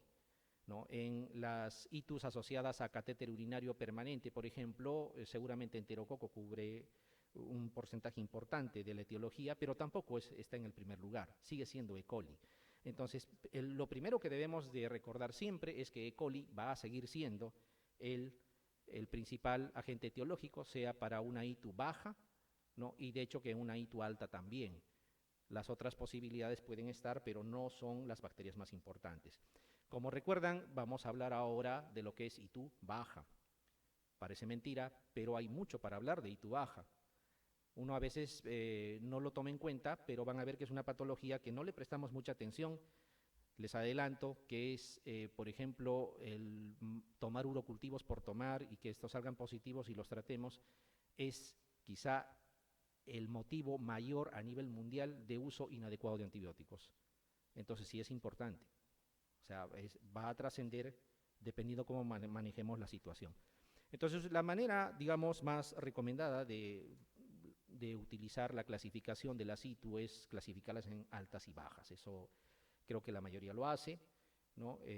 Acuérdense que no debemos de tomarlo como sinónimo que sean ITUs complicadas, necesariamente las altas las hay complicadas y no complicadas, y las bajas también complicadas y no complicadas. Lógico, la mayoría de las veces las ITUs altas son complicadas en comparación con las cistitis o ITUs bajas. Entonces, esa clasificación es importante y siempre recordando, porque yo sé que a todo el mundo le ha pasado y les pasa en el consultorio sobre todo, la presencia de pacientes, ¿no? Que vienen y te dicen, doctor o doctora, dependiendo con quién se encuentren, tengo dolor en mis riñones y a la vez orino a cada rato y a la vez me arde al orinar, ¿no? Y me quema la planta de los pies. Yo no sé por qué ese tipo de secuencia clínica lo asocian a ITU. La ITU no debe haber quemación en la planta de los pies, debe tener de repente una discopatía u otra cosa que justifique. Lo mismo es, me duelen los riñones, hay que tratar de educar también a la gente. Y otro de que si en una pielonefritis es poco frecuente, por no decir muy raro, que encontremos síntomas urinarios como disuria, polaquiuria y tenesmo, eso es de ITU baja. Entonces, las personas creen tener una patología, saben lo que tienen que decirle al médico y vienen y se lo dicen. Y a veces, por la cantidad de pacientes que atendemos, en automático actuamos. Ah, ya, tienes ese problema, toma tu ciprofloxacino. También está mal. No es primera elección ciprofloxacino bajo ninguna circunstancia. O te voy a poner ceftriaxona, peor aún. Eso me dijeron a mí cuando empezaba la residencia. Todo lo que parezca ahí, tú ponle la primera dosis de ceftriaxona y pide el urocultivo. Error. ¿Por qué? Porque la ceftriaxona no es primera elección para itus bajas y el urocultivo no se pide en todas las circunstancias. Existen indicaciones para tomar urocultivo. Peor, no se toma urocultivo como parte de un examen médico general. Ese es otro error que cometemos, ¿no? Vengo a hacerme un chequeo médico general y el paciente cree que el chequeo médico general es agarrar una sábana de laboratorio y marcar todo lo que marquemos y ya tiene sus resultados, por lo tanto, un examen médico general. Y dentro de ellos, urocultivo. Y si sale positivo, lo tratamos. Eso es algo que debemos de cambiar, ¿no? Por si acaso me estoy incluyendo en esa mala conducta que en algún momento también seguro la he practicado, pero justamente estamos para modificar ese tipo de tendencias. Bueno, y viene el problema de la resistencia, que es el núcleo central de lo que vamos a comentar hoy en día. Esto es lo que sucede con los gram negativos. Los gram negativos lo que hacen es capturar al beta-lactámico antes de que se una a la PBP. Y para eso simplemente usan esas enzimas que nosotros conocemos como beta-lactamasas. Y a lo cual también nos hemos mal acostumbrado a llamarle beta-lactamasas y listo, como si fuese una sola enzima. Las beta-lactamasas son centenares de miles y hay muchísimos tipos de beta-lactamasas y cada una se trata diferente. No es como para decir, por ejemplo, el ácido clavulánico me libera de las beta-lactamasas. A mí me enseñaron eso en el pregrado, pero no es tan cierto. El ácido clavulánico te libra de las beta-lactamasas más incipientes, de las penicilinasas, esas que hidrolizan solo penicilina. No sirve para aquellas que hidrolizan cefalosporinas y peor aún a las que hidrolizan carbapenems. Sin embargo, en el laboratorio, para detectar el tipo de beta-lactamasa cumple un rol importante y eso a veces mal traducido al urocultivo en el papel nos puede engañar y podemos cometer errores. Eso es lo que vamos a ver.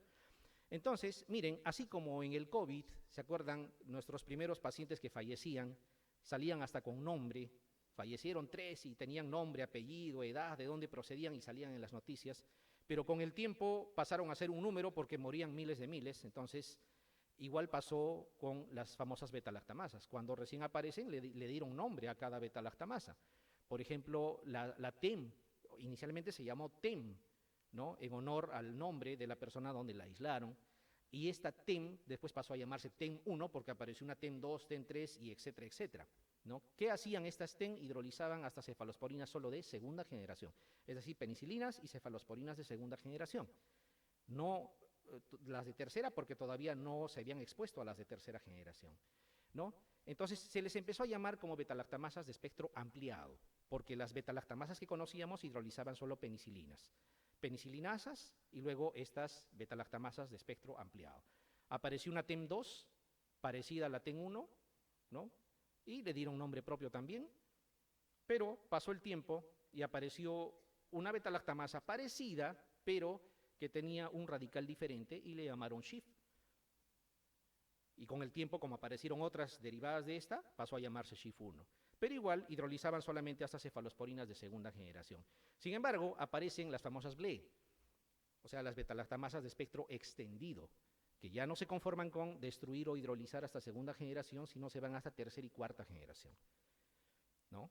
Y eso fue por el uso de la cefotaxima como una cefalosporina que cuando apareció, obviamente todos nos emocionamos y seguro empezamos a usar por todo lado. Al poco tiempo que se empieza a usar en Europa, aparecen en Klebsiella, se detectan estos primeros casos. Y, ¿quién diría? Esas TEM que hidrolizaban solamente hasta cefalosporinas de segunda, de ahí derivó la que hidrolizaba cefalosporinas de tercera y de cuarta. Ya era la TEM3 y así sucesivamente, ¿no? Y así fueron apareciendo las cefotaximasas, por ejemplo, las famosas CTX, miren, ya, o sea, si le damos número es CTX1, 2, 3, 4, etcétera, y hasta hace algún tiempo, no es tampoco tan actual esta lámina, más de 160 enzimas de ese tipo, ¿no? Las tipo OXA, que para detectarlas hay que ver si hidrolizan a las isoxazolilpenicilinas, ¿no? Es una manera de darnos cuenta. Pseudomonas es la que más lo va a presentar, ¿no? Y hay otras familias más, ¿no? Que incluso es imposible que uno lo recuerde, así se dedique al tema. las PER, las BEF, las GES y así, bueno, diferente denominación, todas en gram negativos. Entonces, este esquema más o menos nos muestra lo que está sucediendo. Las de espectro ampliado, o sea que hidrolizaban hasta segunda generación, solo son la TEN1, la TEN2 y la SHIF1, punto. Todas las que derivan después, hasta el infinito, tanto de las TEN y de las SHIF, y las otras que han aparecido, como las CTX, las OXA, las PER y las demás, y también se van al infinito porque siguen apareciendo cada día más, todas esas ya son de espectro extendido.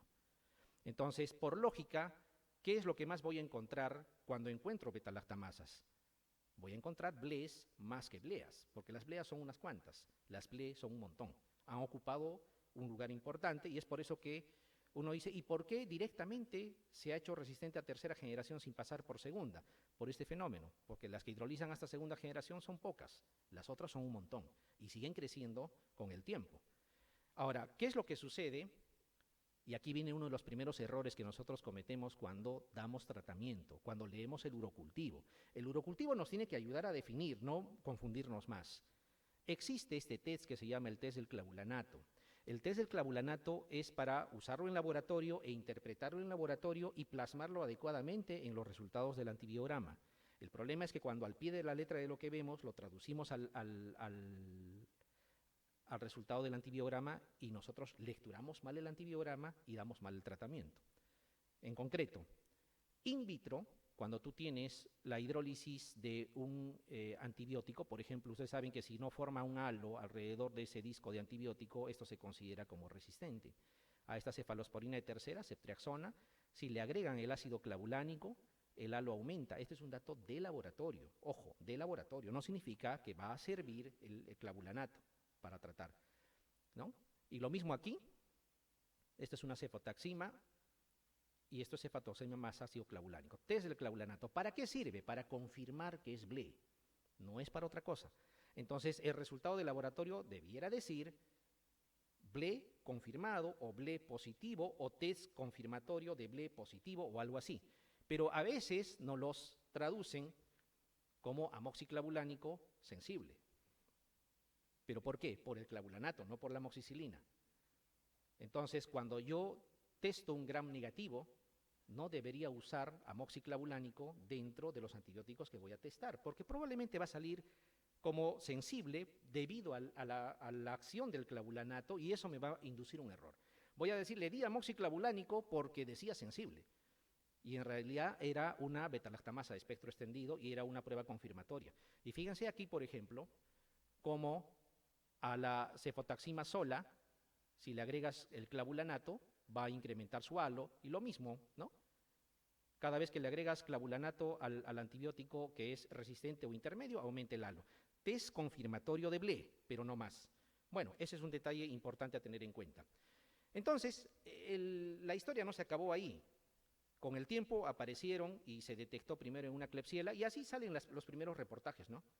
Como cuando el monkeypox, el primer caso, por ejemplo, sale pues en una publicación, pero cuando ya son miles, ya nadie les da importancia. La primera, KPC, aislado en una Klebsiella, hidrolizaba carbapenems. Cuando uno miraba claramente cómo el MIC había aumentado para el imipenem, por ejemplo, ¿no? Y fíjense otra vez aquí, siempre con el ácido clavulánico, ¿no? El ácido clavulánico es un importante marcador de laboratorio, hay que tener cuidado, ¿no?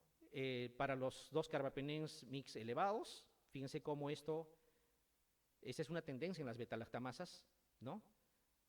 In vitro nos puede inducir a otra cosa, ¿no? Quizás si aquí testan y ponen un amoxiclavulánico hasta podría salir sensible. ¿Por qué? Por el clavulanato, no porque la amoxicilina sea parte del tratamiento. Entonces eso puede inducirnos a error. Bueno, se llevó a las cefalosporinas de tercera generación, las de cuarta, los monobactámicos, y se reporta pues como un primer caso. Ha pasado el tiempo y hace algunos años, este es un ejemplo, solo para mostrarles, en mi hospital, por ejemplo, salió primer caso de KPC, no es para sentirme orgulloso definitivamente, esto indica que se hace mal uso de los antibióticos, pero ha pasado los años y ahora las bacterias que hidrolizan carbapenems no están en contados hospitales, prácticamente están en todos los hospitales. ¿Por qué? Por el uso de carbapénicos. ¿Cuándo una bacteria se hace resistente a cefalosporinas? Cuando lo expones a cefalosporinas. ¿Cuándo se hace resistente a carbapenems? Cuando utilizas carbapenems. pero irremediablemente en algunos escenarios hay que utilizarlo, ¿no? Así han evolucionado las carbapenemasas, ¿no? Diferentes clasificaciones, la de Burr-Jacobi Madeiros es una clasificación importante, la de Ambler es otra, dependiendo cómo quieran clasificarlas, con sus diferentes enzimas. Y esto es una tabla más o menos que resume la sensibilidad y resistencia in vitro. Fíjense que cuando se trata de penicilinasa, o se hidroliza solo penicilina y lo demás está libre dentro de los betalactámicos. Pero hemos llegado a las betalactamasas de espectro extendido, a las cromosómicas AMC, a las carbapenemasas, incluso tipo KPC, tipo metalobetalactamasa, etc. Y fíjense que cuando hablamos de clavulanato, solamente sirve para esto que está acá al inicio.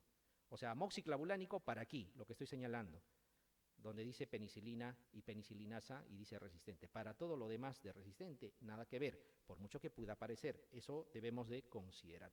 Bien, entonces, con esas consideraciones, cuando nosotros hacemos el diagnóstico de ITU, cometemos algunos errores también. Una de las cosas, y ahí ven claro, es que nosotros debemos tener en cuenta siempre que observemos, y esto no es solamente para ITU, esto es incluso para otro tipo de infecciones también, por ejemplo, celulitis, por ejemplo, alguna infección, por ejemplo, neumonía que tiene en la comunidad, qué sé yo. Existen factores de riesgo que te indican que podría haber o no posibilidad de bacterias MDR. Tenemos que valorar eso. ¿Cuáles son esos factores de riesgo? Que en los 3 últimos meses, por ejemplo, haya consumido antibióticos de amplio espectro, quinolonas, cefalosporinas de tercera, etcétera, incluso como profilaxis. Si tiene ese antecedente, tiene condiciones. Otro es que le hayan aislado una bacteria MDR en los últimos 3 meses. Es otra condición. Otra es que haya estado hospitalizado o, en todo caso, sea un personal de salud o cualquier otra circunstancia que involucre cercanía o permanencia en un ámbito intrahospitalario. Eso también condiciona un factor de riesgo. Entonces, eso es importante siempre preguntarse, porque cuando nosotros hablamos de estar frente a un paciente con posibilidad de ITU, entonces, ojo que vamos a hablar de ITU baja o estamos hablando de ITU baja. Entonces, lo primero, antes de tratar la ITU baja, es estar seguros de que es baja y que no sea más bien alta o esté iniciando una alta, ¿no? Entonces, descartando síntomas sistémicos que nos indican ITU alta, nosotros nos aseguramos de que es ITU baja. Y ahí tenemos que hacernos esa pregunta, ¿tiene o no factores de riesgo para bacterias MDR? Que es lo que estamos mencionando en este momento. Si no tiene factores de riesgo, ¿no? O en todo caso sí lo tiene, la diferencia va a ser que si es que tuviese factores de riesgo, se pide urocultivo. Si no tiene factores de riesgo, el urocultivo no está indicado. Por lo tanto, se debe de tratar de forma empírica. Primer error que cometemos, a toditos los que podemos les pedimos urocultivo. Eso no es bueno, nos va a llevar a errores, ¿no? Entonces, luego se procede con la terapia, digamos, empírica, ¿no? Cuando no se necesita el urocultivo. Y fíjense, van a ser básicamente los mismos antibióticos, miren. Si no hay factores de riesgo y no necesito el urocultivo, nitrofurantoína, cotrimoxazol, ¿no? Esta fosfomicina trometamol, ¿no? Y es un tipo de penicilina que no lo tenemos en nuestro medio, solamente está ahí mencionado. Y si tuviese factores de riesgo, lo que condiciona la posibilidad de ser una bacteria MDR, entonces descartamos cotrimoxazol, pero las otras se siguen utilizando, con la diferencia de que fosfomicina pasa al primer lugar y luego ya utilizamos la posibilidad de nitrofurantoína. Pero son básicamente lo mismo. Entonces, en el peor de los casos que no tuviéramos urocultivo a la mano, aun cuando es necesario tomarlo, igual puedo empezar una terapia empírica, más o menos con éxito, si yo más o menos conozco este algoritmo. Cosas que no deberíamos de hacer, ¿no? No tomar urocultivos por gusto, importante. Miren, la bacteriuria sintomática, bien claro lo dice, incluso la piuria sola, sobre todo en esos pacientes que están hospitalizados por mucho tiempo o que están postrados o etcétera, a veces tomamos por gusto los urocultivos, es el principal factor de riesgo para un uso excesivo de antibióticos. O sea, nos evitamos un dolor de cabeza simplemente con el hecho de no tomar urocultivos por gusto. Otro detalle, ¿no? Que los adultos mayores están frecuentemente colonizados por bacterias, o que no es lo mismo a decir están infectados o están desarrollando un cuadro infeccioso, pero sí están colonizados. Entonces, hay que tener cuidado y no estar solicitando urocultivo tan solo porque queremos solicitarlo, porque nos va a conducir a errores. Debería haber ciertas condiciones. Si bien es cierto, la fiebre no es un marcador importante en pacientes postrados de la tercera edad, pero disuria sí se puede evaluar, por ejemplo, o cualquier otro signo de ITU baja, ¿no? o incluso visualizar de repente hematuria. Pero pedirle un sedimento urinario, como a veces hacemos, o pedirle un examen completo de orina, ver leucocituria y decir es una ITU así de entrada, no es lo más recomendado, o sea, nos va a llevar a errores. Peor aún si pedimos urocultivo donde no está indicado. Lo mismo, hay un problema que se puede añadir, el hecho de que yo pensar que la persona tiene ITU y empezar a tratar una ITU y de repente está haciendo otro cuadro, que es motivo de su desmejora, ¿no? Puede ser de repente una bacteriemia, está haciendo algo más serio y yo estoy pensando que es una ITU porque estoy apasionado con pedir el urocultivo. Entonces el mensaje es, solo se pide urocultivo cuando está indicado, de lo contrario es mejor no. ¿Qué opciones de tratamiento tenemos? Nace el pensamiento clásico, que a veces a todos se nos viene por la cabeza, pero hay que controlarlo.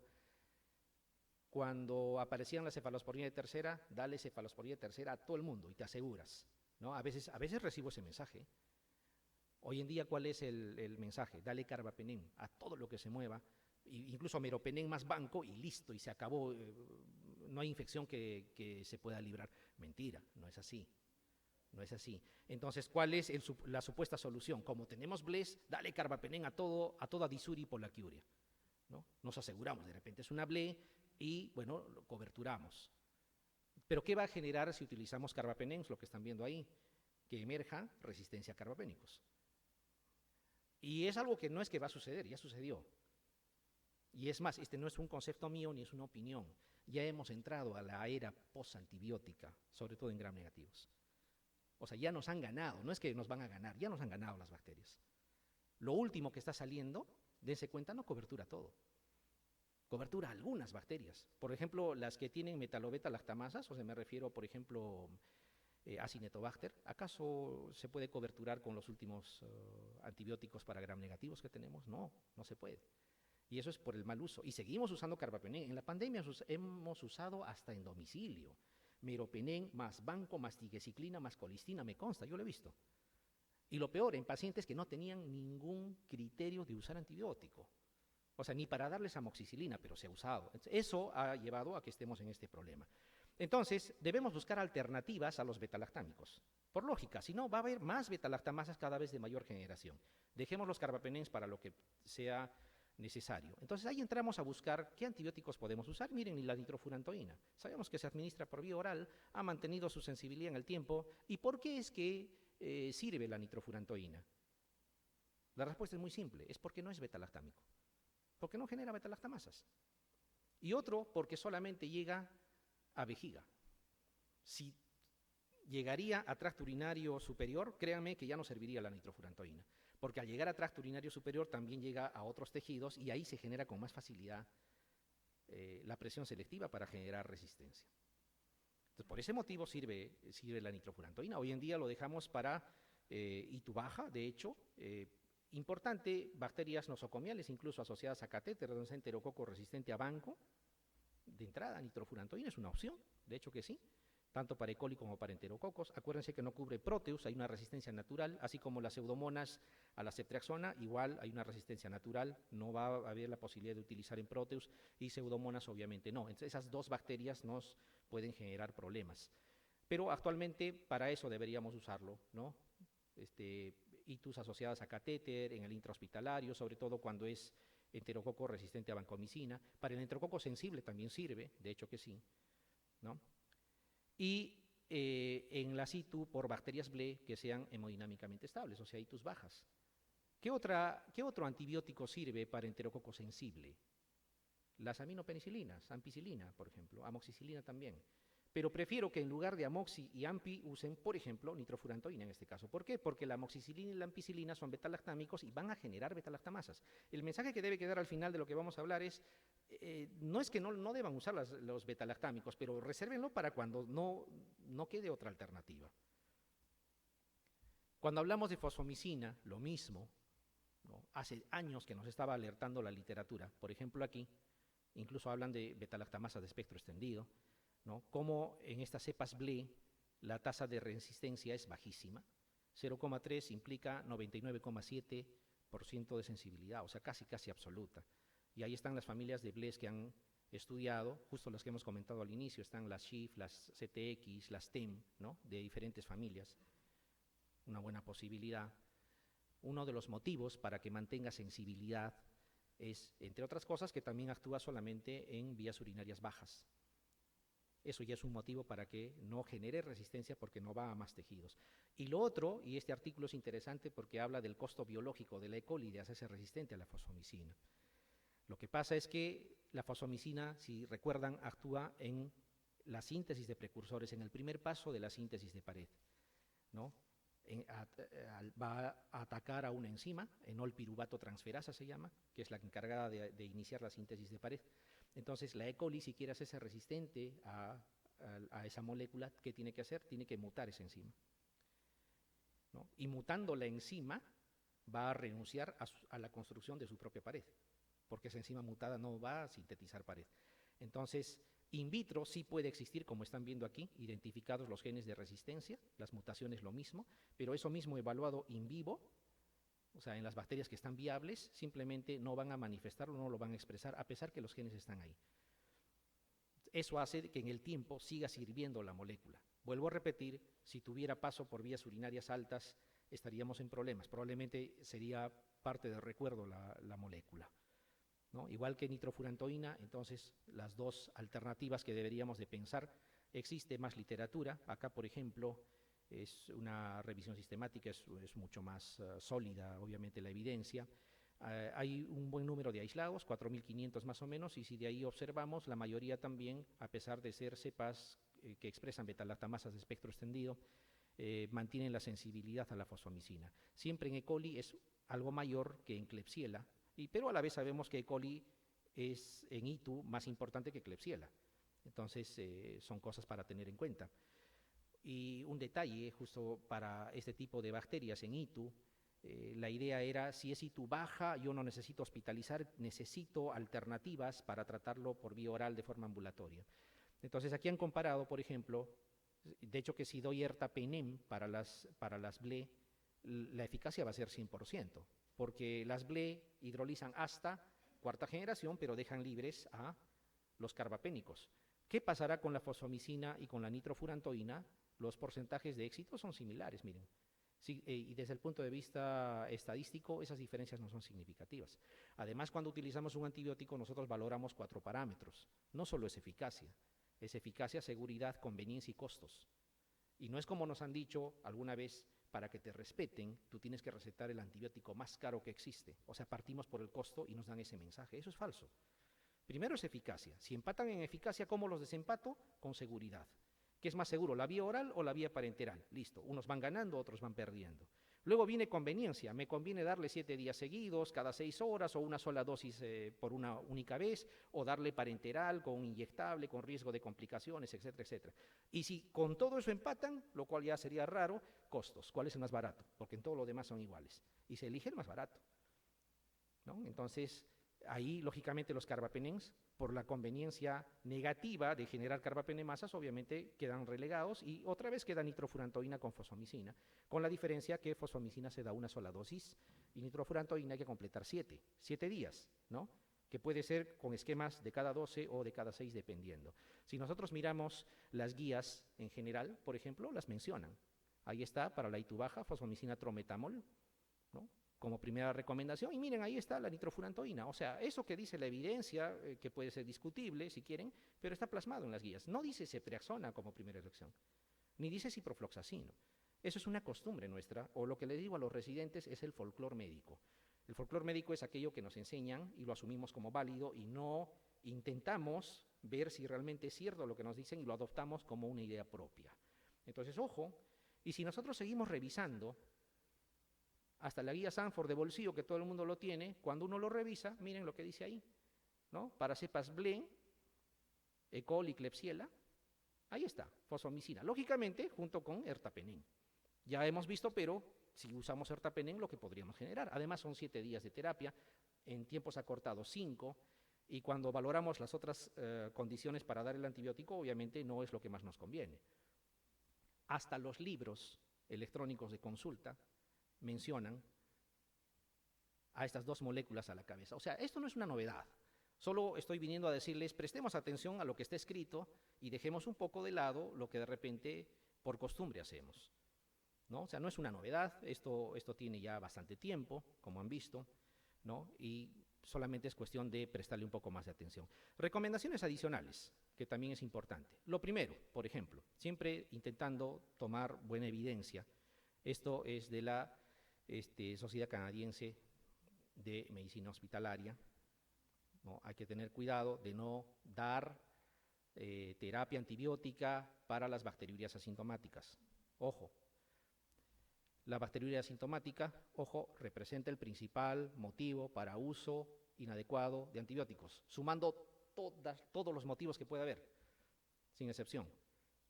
Incluso sumen a esos casos que tiene fiebre y le dan antibiótico para bajar la fiebre. Incluido, sumado todo eso, la bacteriuria asintomática está en primer lugar. O sea, tomamos urocultivo por gusto, sale positivo y lo tratamos, sin síntomas urinarios. ¿Y saben cuál es un error y no nos damos cuenta? Intentamos hacer el control del tratamiento con urocultivo. Tiene la ITU, digamos que sí lo tenga, le dan tratamiento y hacen control de tratamiento con urocultivo, sin síntomas. Si sale positivo el urocultivo, no es que no se ha curado todavía. ¿Qué sería? Está siendo una bacteriuria asintomática en todo caso, si no tiene síntomas. Entonces, preferible no pedir. Ojo, no lo digo yo, lo dice la misma evidencia. Otra recomendación que nos dan aquí, bien claro, dice, hay que evitar el uso de los antibióticos. En este escenario, hablo de la bacteriuria asintomática, uno porque va a generar más presión selectiva para la resistencia y otro te va a exponer a condiciones que no queremos, como la diarrea por antibióticos, por ejemplo, ¿no? Más recomendaciones, la excepción siempre las gestantes y, ojo, los pacientes que van a ser sometidos a cirugía urológica, también debemos de esterilizar orina. O sea, la bacteriuria asintomática deberíamos tratarlo en esos dos escenarios: gestantes y pacientes que van a ser sometidos a cirugía urológica. Paciente que le van a hacer trasplante cardíaco, no necesitan tratar una bacteriuria asintomática porque no se va a remover el epitelio del urotelio, no se va a lacerar, no hay posibilidad de ser bacteriemia. Paciente que va a recibir trasplante de médula ósea, aunque no me lo crean, revisen, no se trata el urocultivo, no es necesario. ¿No? Peor aún, si me voy a casos más reales, es que tiene diabetes, no es el criterio. Es que es un anciano, tampoco. Es más, la bacteriuria asintomática es casi, ¿no?, una forma de protección de la vejiga y del tracto urinario para no hacer infección por patógenos realmente. Entonces, no es recomendable tratar, excepto en gestantes porque condiciona pielonefritis, y eso sí puede ser mortal en una gestante, y excepto en los que van a ser sometidos a cirugía urológica, ¿no?, con laceración, obviamente, del urotelio. Entonces, importante. Otra recomendación importante, ¿no?, con los catéteres. No colocar un catéter si no está bien indicado. ¿Por qué? Porque el uso de catéteres de forma innecesaria va a hacer de que nosotros expongamos, ¿no?, a las vías urinarias a que se infecten. Y eso va a generar un problema, ¿no? Eso va a generar un problema. O sea, vamos a generar nosotros la ITU en lugar de ayudar. Sé que es más difícil para el personal que hace los cuidados, en este caso enfermería la mayoría de las veces, pero solo se debe colocar catéter urinario cuando está indicado, o sea, cuando realmente, digamos, haya una situación que lo amerite. Ojo con esto también, miren, la bacteriuria asintomática con el catéter, ¿no?, va a condicionar un uso inapropiado de los antibióticos y las complicaciones mismas que hemos comentado. Resistencia por un lado, Clostridium difficile que puede emerger y nos puede ocasionar un problema mayor, ¿no? Y miren este detalle que, bueno, he tratado de observarlo en las últimas visitas, les soy sincero, y es verdad. El médico que pasa la visita desconoce si su paciente está con catéter, porque esa decisión lo toma a veces el personal técnico o el personal de enfermería, porque le es difícil recolectar la orina o hacer el balance hídrico. Entonces uno tiene que observar también eso porque eso condiciona la posibilidad de ITU, ¿no? Miren, más o menos en la mitad de los casos, y en nuestro medio debe ser más, pero así en cifras globales, la mitad de los casos están mal indicados el uso de catéteres, ¿no? Generalmente dicen por qué incontinencia urinaria es que se le pone, y la incontinencia urinaria no debería ser tampoco un motivo para utilizar catéter urinario, ¿no? Entonces, la mayoría de las guías les van a decir que no utilicemos en vano porque nos va a condicionar situaciones, digamos, que van a comprometer la salud y al final nos vamos a complicar. ¿Ven? Es lo que tenía preparado. Si hubiese de repente algo que podamos dialogar, alguna duda, pero por favor les agradecería al respecto de lo que hemos conversado. Con todo gusto estamos para conversar. Gracias.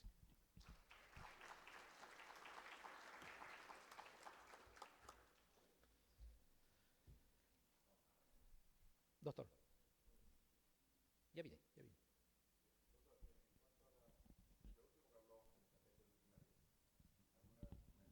En la práctica, coloca nitrofurantoína una dosis como profiláctico. ¿Qué le parece ese uso? Y segunda pregunta, con respecto a las gestantes, el urocultivo, una vez que se trató la infección urinaria, sabemos que una gestante puede producir muchas complicaciones, desde la colización materna hasta un óbito fetal, hasta preeclampsia, etc. En este caso, el urocultivo sí está indicado después del tratamiento, ¿o cuánto tiempo después? Gracias.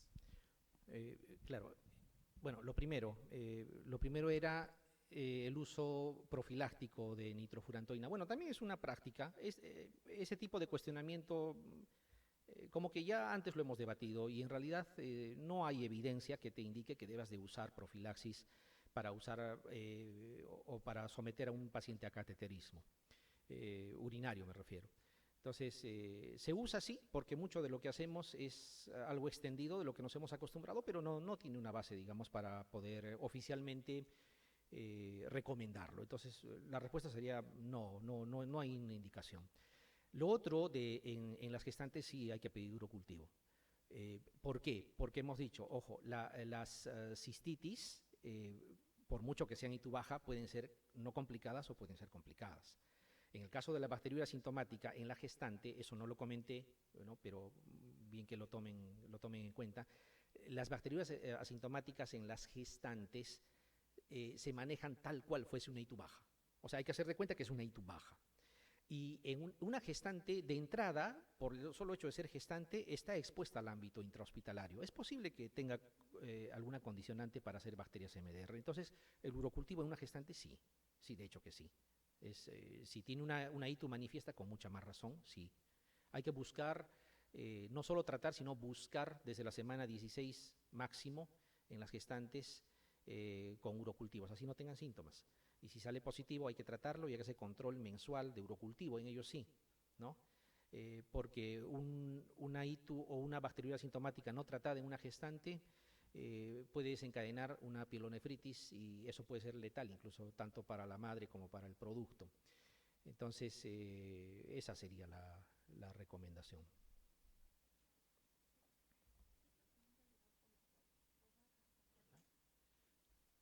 Bien, tenemos una pregunta de nuestros colegas que nos están siguiendo por la web. Dice, ¿cuál es el porcentaje de la población que ingresa por infecciones adquiridas en la comunidad resistentes a ceftriaxona? Bueno, es una pregunta muy, vamos a decir, diluida, porque tendrían que decirme en algún hospital en específico, no sé, porque los porcentajes van a variar. Lo que sí les puedo decir es que la presencia de beta-lactamasas de espectro extendido, si es que a eso se refieren, en la comunidad hace tiempo que forman parte de la comunidad, no es del ámbito intrahospitalario.